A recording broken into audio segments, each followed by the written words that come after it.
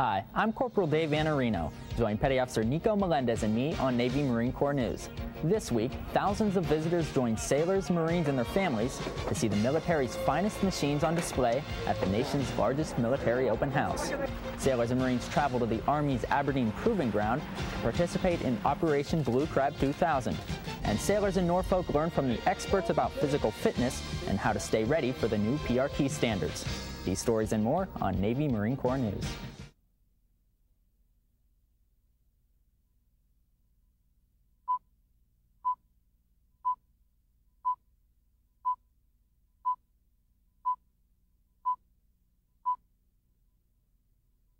This week on Navy Marine Corps News, thousands of visitors joined sailors, Marines, and their families to see the military's finest machines on display at the nation's largest military open house. Sailors and Marines traveled to the Army's Aberdeen Proving Ground to participate in Exercise Blue Crab 2000. And sailors in the Norfolk area learned from the experts about physical fitness and how to stay ready for the new PRT standards. These stories and more next on Navy Marine Corps News. I'm Warren Anderson, the spin doctor with Flight for Sight here at the Andrews Air Force Base Joint Open House 2000. You're watching Navy Marine Corps News.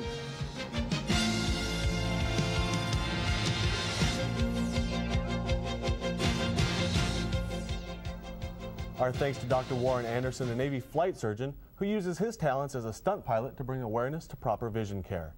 Welcome to Navy Marine Corps News. I'm Petty Officer Nico Melendez. And I'm Corporal Dave Anarino. It's that time of year again. Time for the Navy to pick out its best sailors. And then pick the best of the best, better known as the Sailor of the Year. Seaman Jennifer Smith has our story.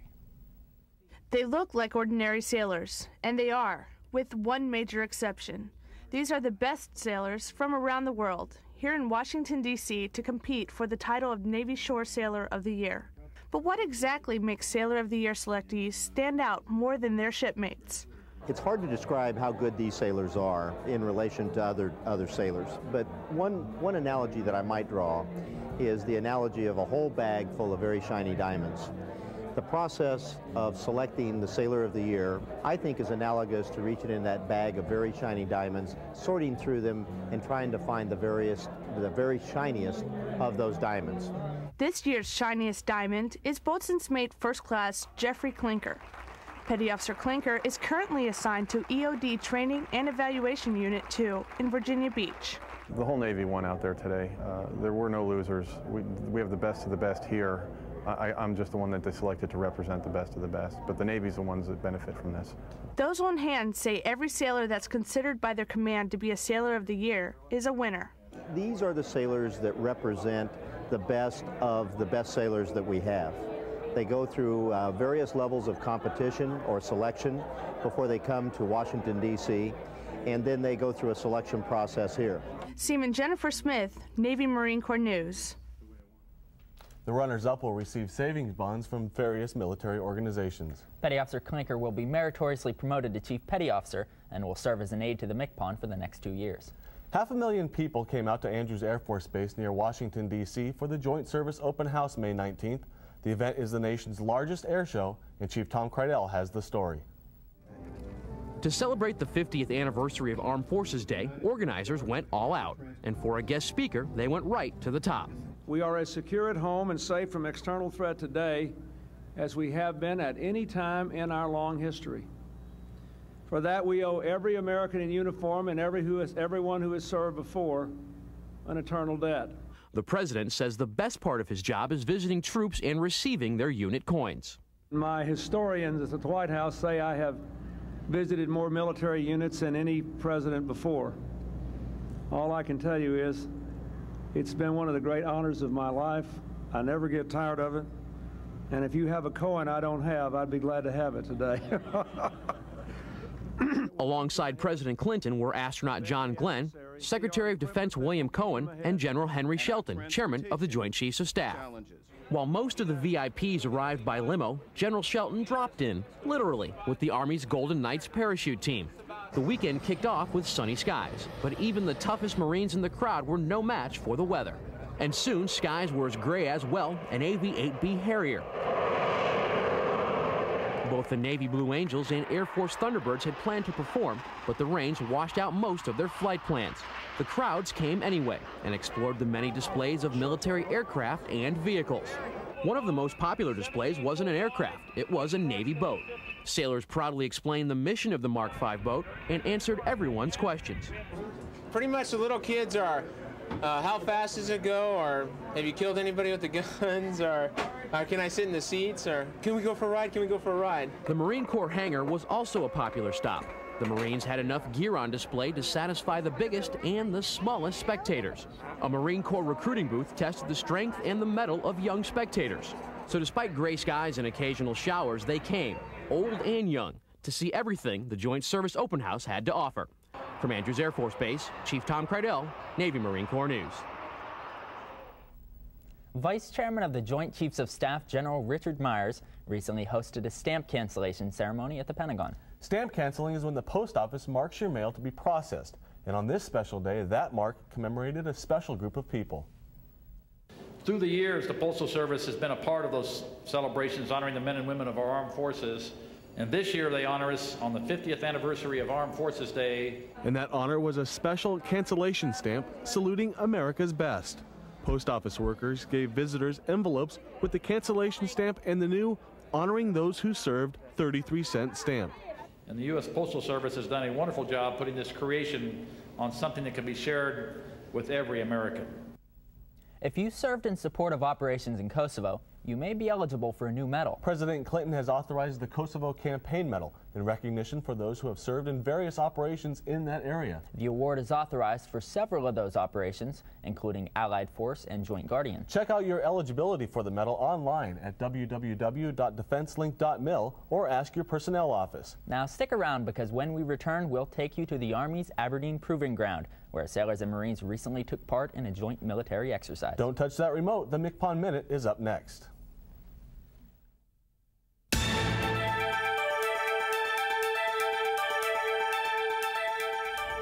Hello shipmates, MCPON Hurt here. This week I'd like to talk to you about sexual responsibility. This applies to both male and female sailors, and it directly impacts the readiness of the fleet. Unplanned pregnancies and sexually transmitted diseases affect the health and well-being of sailors. This ultimately affects your command's mission accomplishment. Each of you are adults, and the decisions you make regarding your personal lives should reflect that.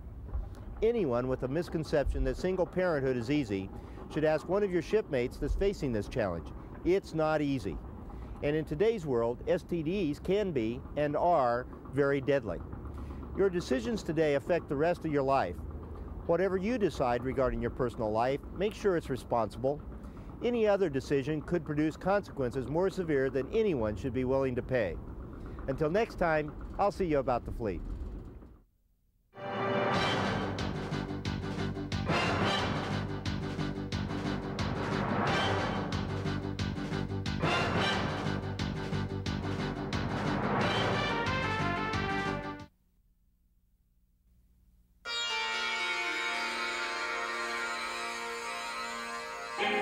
Find out why Navy fighter pilots feel safe with the EA-6B Prowler by their side in the June edition of All Hands magazine.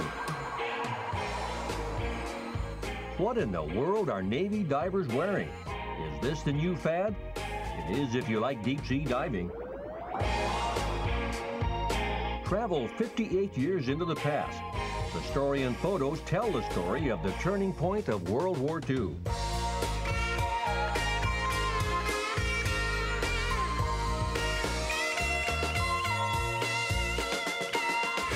Wow, the June edition of All Hands magazine is already here. Get yours before it disappears.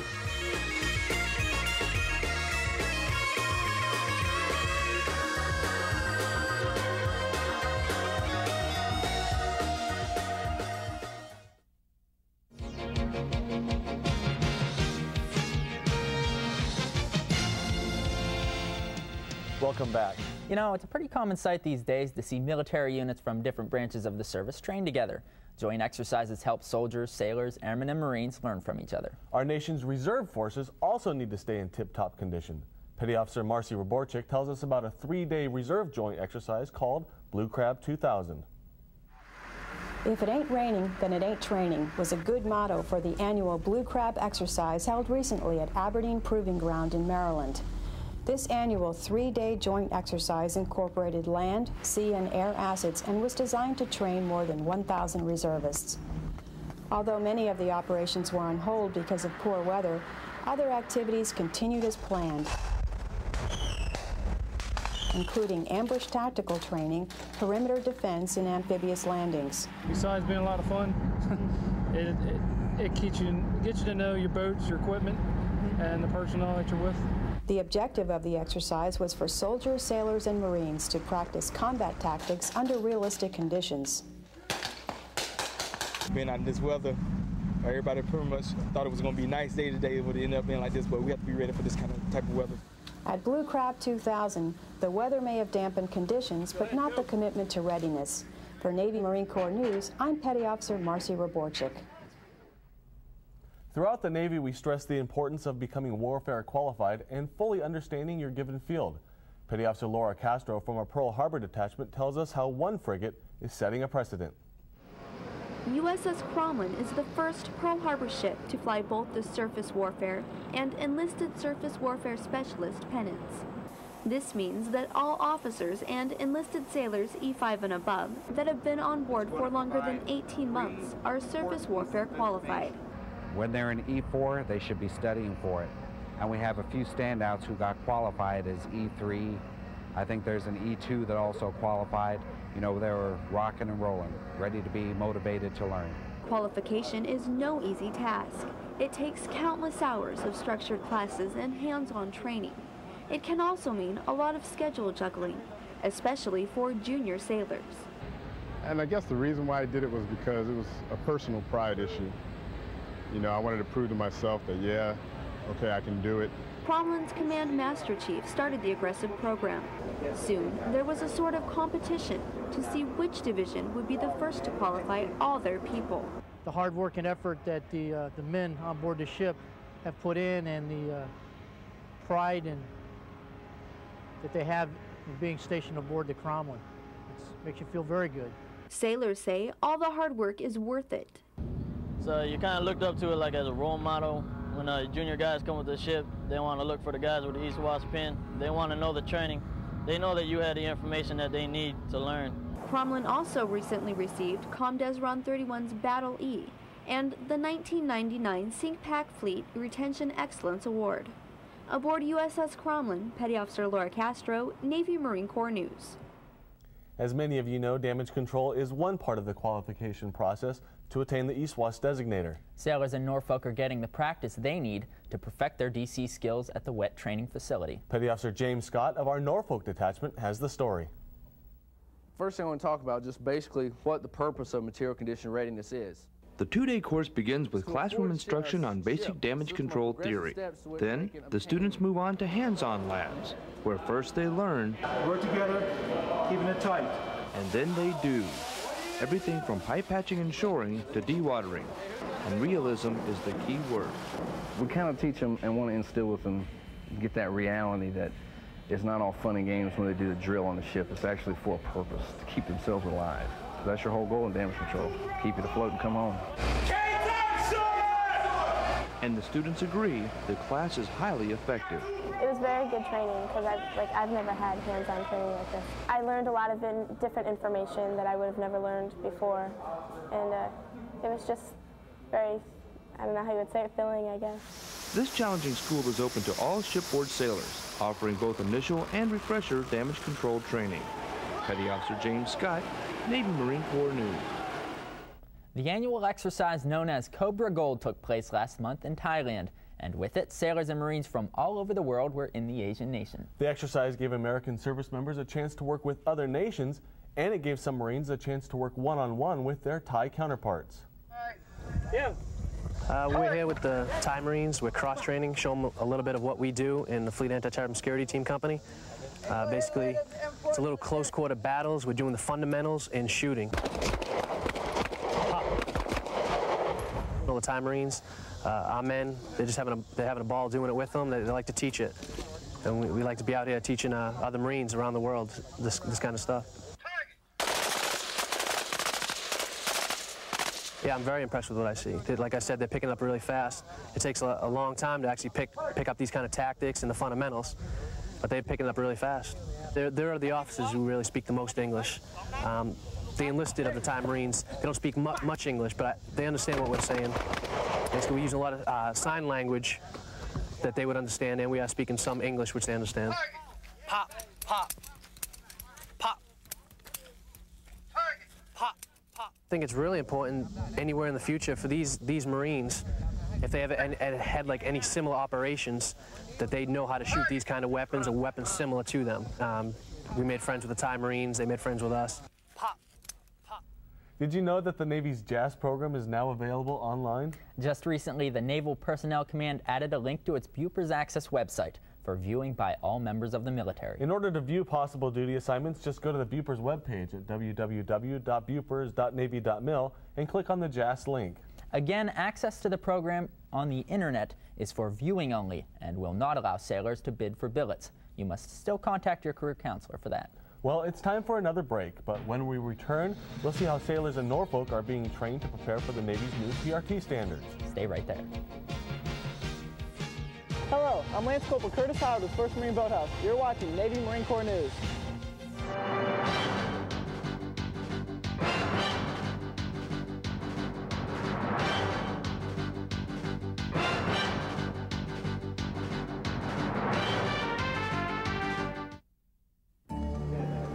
Here's a math question. What's the average price of a couple of beers? Well, there's $156 for the jail booking fee, $187 to get your car out of the impound lot, $1,000 in court fees, $480 for your first DUI fine, $100 court-ordered donation to the Drunk Drivers Victims Fund, another $50 for the Alcohol Abuse Education Fund, $22 a day for the privilege of serving jail time on weekends, $100 to the Department of Motor Vehicles for your new restricted driver's license, $550 for traffic school, up to $4,000 a year in increased car insurance. What's the price of a couple of beers? When you drink and drive, they can cost plenty.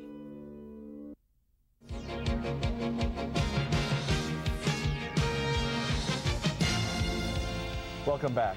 Sailors at sea are used to fighting the battle against rust and other forms of shipboard corrosion. It's been a part of Navy life for years. That's all changing with the introduction of a new corrosion-resistant building material and improved preventive maintenance techniques.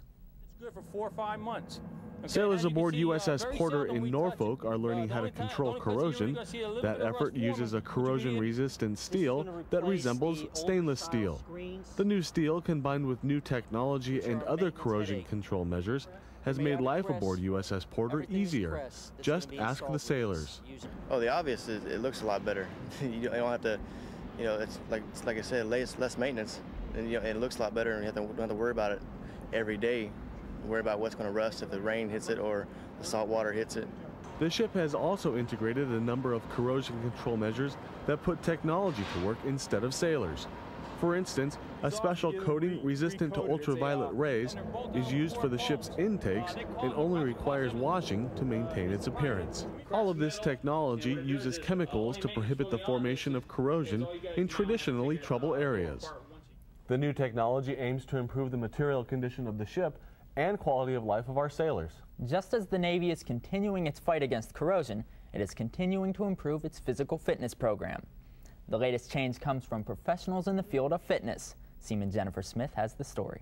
As it goes down, why should he keep his neck in alignment? In an effort to improve the Navy's PRT program, the Navy has called in experts from the Cooper Institute for Aerobics. We work with the Army, the Navy, the Air Force, the Marines. We travel all over the world doing this. The idea is to concentrate on year-round fitness and health. Command fitness coordinators are currently receiving training from the Institute's instructors, and commands are already making changes. The goal is not on stressing people out, it's not on a test. The goal is on teaching people positive, healthy lifestyle. So our first thing is we're teaching people how to test people correctly, how to administer that assessment correctly. Down, up, The program will give sailors the skills they need to combine exercise, diet, and a positive attitude to make their lifestyles healthier. We want to get people to buy into a program that's not just going to keep them more fit while they're in the Navy, but is going to keep them more fit throughout their life. Navy officials say these changes won't happen overnight. Good resources, good sources of information, stress proper performance of exercises, which is one thing that we really do see. We want to avoid injury, and the only way to do that is to train people to do things properly. Navy officials say a healthy, fit sailor is a productive sailor, and that's good for everyone. Seaman Jennifer Smith, Navy Marine Corps News. Summer is in full swing, and I don't know about you, Corporal, but for me, that means a vacation. Now, we all can't fly somewhere exotic, but that's why someone invented the road trip. And there are some precautions you need to take so your travel plans go smoothly. So Corporal Scott Pesca decided to find out what you should be doing to make sure your car is in tip-top shape for wherever you plan to go. You've been cooped up in your barracks room or house all winter long. And if you live in San Diego, those frigid 65-degree days have also been keeping you indoors. But now that some nice weather is rolling in, minus the spring showers, you might want to be taking part in a great American pastime, the road trip. But before you go out and hit the great open road, there's a couple things you should know about getting ready for your trip. And the basic thing you want to start with on a road trip, and what you really want to check first, is your coolant level, your coolant, to make sure it's up to par. And the most time you can check that really just by opening the cap and looking in. The battery, you can normally visually inspect that. When you get corrosion buildup, you lose your contacts. You can be out on the road or one early morning when it gets up and the car won't start, and that could be your main reason. Mr. Yarborough also said to check your hoses for firmness and cracks at the ends, and to check the underside of your belts for cracks as well. Oh, and don't forget about your tires. You just look for little cracks in the tires. And the outside of it, you're looking for slick spots. You have a real good set of tires. There's an old trick they used to do is take a penny and stand it up in the treads of the tire. If it goes past Lincoln's head, you're in great shape. Mechanics say to keep constant tabs on your oil and fluid levels throughout the year, but that's not the only thing to worry about during a road trip. There's some other things you should consider, like the cost of your travel. For instance, if I wanted to take a weekend road trip from my house in Washington, D.C. to Virginia Beach, I would need to properly prepare. It's 189 miles, and I'll be generous and say my Jeep gets 20 miles to the gallon.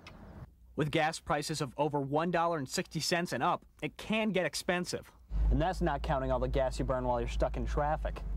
And remember, you should always keep a roadside assistance kit in your car. They should include jumper cables or a spare can of gas, anything that could help you out in an emergency. I'm Corporal Scott Pesca, Navy Marine Corps News.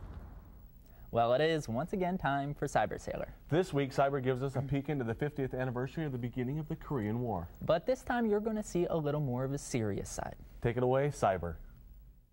June 25th marks the start of a 3-year celebration of the 50th anniversary of the Korean War.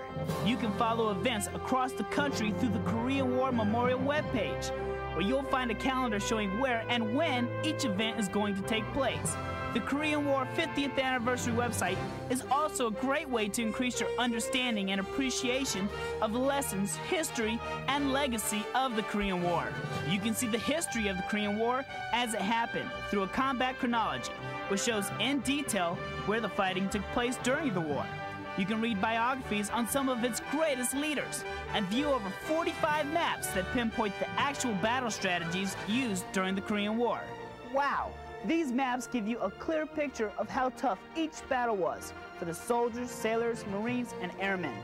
The pictures on this website also portray a powerful image of the people who carried and fought in each battle.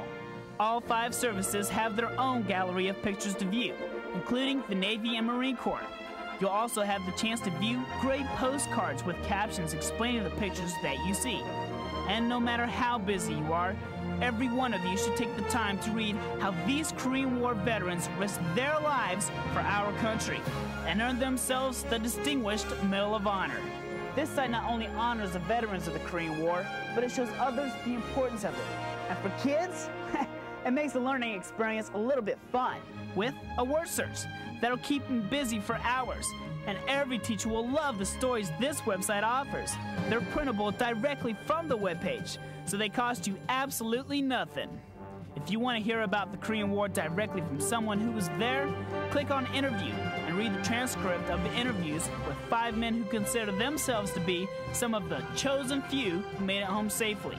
The 50th anniversary of the Korean War will last for the next 3 years, and this website will be there every step of the way. So take the time to honor those who made a difference for all generations to come. If you have any other sites you'd like to see on the show, send them to me, cybersailer@mediacent.navy.mil. I'm Petty Officer Joe Hendricks, Navy Marine Corps News. In early April, sailors and Marines from Camp Pendleton, San Diego, and Hawaii deployed to Kenya for the humanitarian assistance disaster relief mission called Exercise Natural Fire 2000. The United States worked with Tanzanian, Ugandan, and Kenyan forces to give assistance to the West African nation.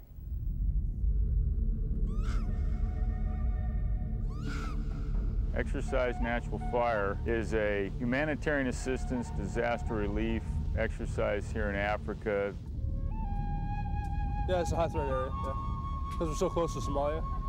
When you see the poverty level here compared with the States, there's no comparison. People had no good food, so there was a problem of food because of the drought. I've watched this building go up in a matter of days. Okay. I think she has some type of virus going on. Next, medical. Ask her which ones hurt the most. Lining up. They're lining up. We can only do so much. Our average is about 460 to 500 patients a day. I'm 100% sure it's going to be a more positive place to learn and get their education. And everybody is talking about it. The parents are very excited. People are talking about it from very far in the city. They're asking me what is happening. I'm telling them that God has blessed us. Next week, I'll bring you the first of 3 stories from Exercise Natural Fire in Kenya. Those stories look really interesting, and I'm looking forward to seeing them. Well, that's the show for this week. As always, we'd like to hear your thoughts and ideas about Navy Marine Corps news, so call our feedback line or send us an email. The number and address are coming up in a minute, but before we go, BZ to CTM2 SW Craig DeMatia and 3 of his shipmates aboard USS South Carolina. They have successfully completed their ESWAS quals during the current deployment. We'd also like to say hello and thanks for watching to our new viewers in Yuma, Arizona, who see us every week on the Yuma County Government Channel 77. We leave you this week with another look at the Armed Forces Day Air Show at Andrews Air Force Base. Until next week, take care. And see ya. Very basics of life. Today, America thanks you for your commitment, renews our pledge to stand with you. Thank you, and God bless you.